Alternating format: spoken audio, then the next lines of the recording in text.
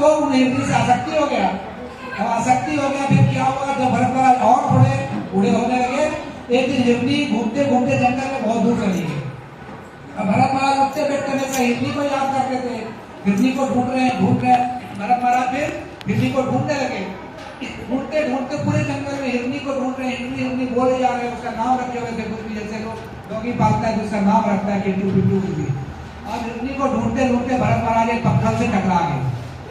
पत्थर से टकराते भरत महाराज गिर पड़े, उसी पत्थर में उनका सर टकरा गया। सर टकराते ही उनकी मृत्यु हो गई। तो भगवान गीता में कहते हैं कि आपका अंतिम समय में जैसी चेतना होगी वही जन्म आपको लेना पड़ेगा। आप अंतिम समय में जो सोचेंगे वही आपको लेना पड़ेगा। लेकिन अंतिम समय का सोच ये नहीं होता, आपके हाथ में नहीं है। वो आप पूरे जीवन जैसा चलेंगे वैसा ही अंतिम समय होगा। कहा जाता है करनी देखो मरनी बेरिया, जैसा कर्म करेंगे वो मरने के समय देखा जाता है। और जो पूरे जीवन भगवान को भजता है उसका मृत्यु बहुत मंगलमय होता है। उसका मृत्यु भी मंगलमय हो सकता है। वो पूरे जीवन हो सकता है दुख उठाए, तो उसकी मृत्यु बहुत मंगलमय होता है। मृत्यु का भी विधान दिया हुआ है शास्त्र में कि आप देख के बता सकते हैं ये उच्च लोग को जा रहा है या निम्न लोग को जा रहा है।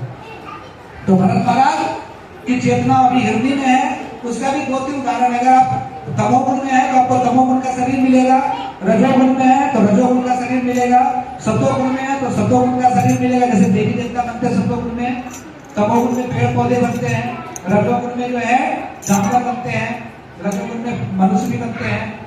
और अगर आप रजोगुण से सतोगुण से भी ऊपर है, अगर शुद्ध सतोगुण में है, अगर शुद्ध कृष्ण चेतना में है तो आपको भगवान का धाम मिलेगा। बोलिए हरे कृष्णा कृष्णा कृष्णा हरे हरे, हरे राम राम राम हरे हरे। इससे प्रभुपाद कहते हैं बचपन से भगवान की हरे कृष्ण महामंत्र जपा करो। अब बस थोड़े से कथा खत्म हो जाएगी। बस भरत महाराज को हिरनी का शरीर, हिरनी का चेतना हो गया तो उनको हिरनी का ही शरीर मिल गया अगले जन्म में।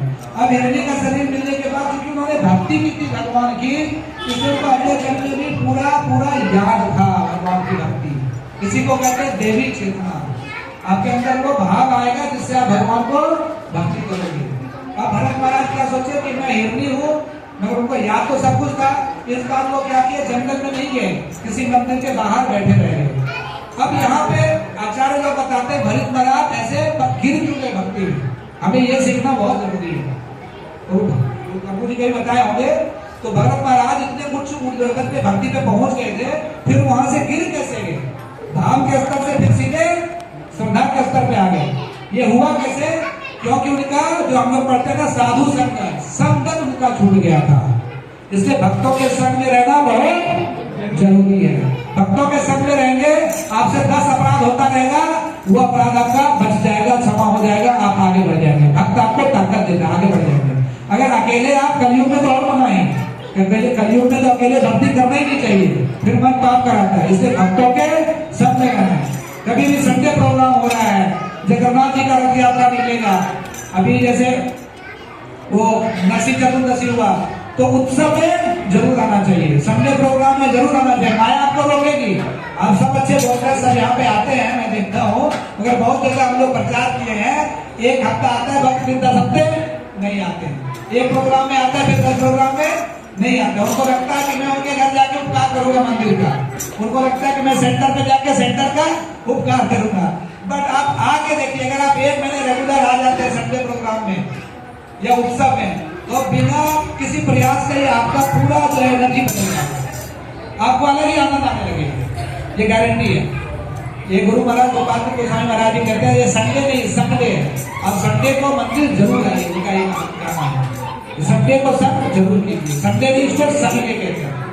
फिर भरत महाराज जो है हिरनी का शरीर उनका खत्म हो गया।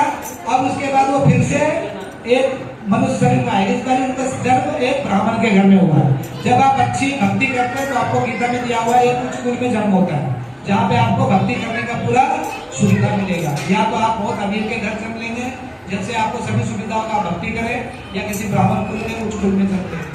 तो भरत महाराज को इस बार भी सब कुछ याद है।